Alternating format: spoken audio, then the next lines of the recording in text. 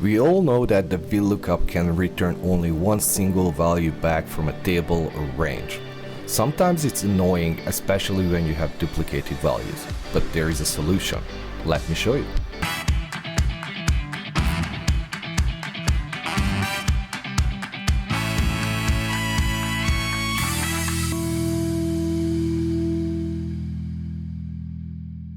Okay, let's build that dynamic VLOOKUP in our Excel file. My official Excel table is very simple. It got two columns. One is the product name, second one is the price each. As you see, these are bicycle parts, but you can easily recognize that I got duplicated records in my table with different values. And let's say I want to list out those duplicates with a dynamic VLOOKUP alias the new function called filter. I'm going to select a cell, enter equal, type filter. The array is the area where my data is, so basically a range or a table. So either I can select my entire table or I can just simply start typing the name of the table. The next argument is basically the criteria or statement related to my record. So let's say I want to get back the results for the basket. And now I have to set that statement, that criteria, to get back the results of the basket. And it will look like this. I will need to select the range or column where I have those records, including my criteria.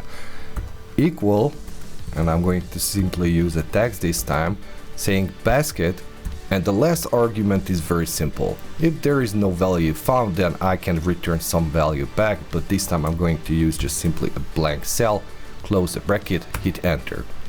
Here we go, it returned back all the values from my source table. But as you see, it returned back all the columns from my source table, since it's a dynamic array. What if I want to return back only just one specific column? Let's try it.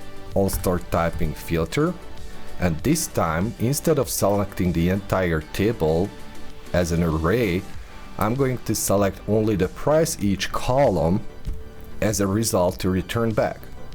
The product name is going to be my criteria range, equal again with the basket. It's gonna be empty, and here we go, I got back only the price value. And now let me show you another way to utilize this formula. I'm going to quickly select the product name column and copy, paste the values only in another column. I go to the data tab, I remove the duplicates only from the column E, and now I got the unique values of the product name. I sort by A to Z, and now I'm going to list out the different prices in a horizontal way. So I'm going to start typing filter.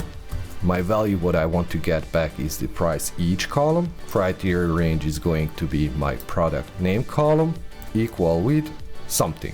But this time I need to use something dynamic, and since I'm storing my criteria in a specific cell, I'm going to select the cell where I have my criteria. Nothing found, it's empty, hit enter. And here we go, I got back the values, the duplicated values I have in my source table.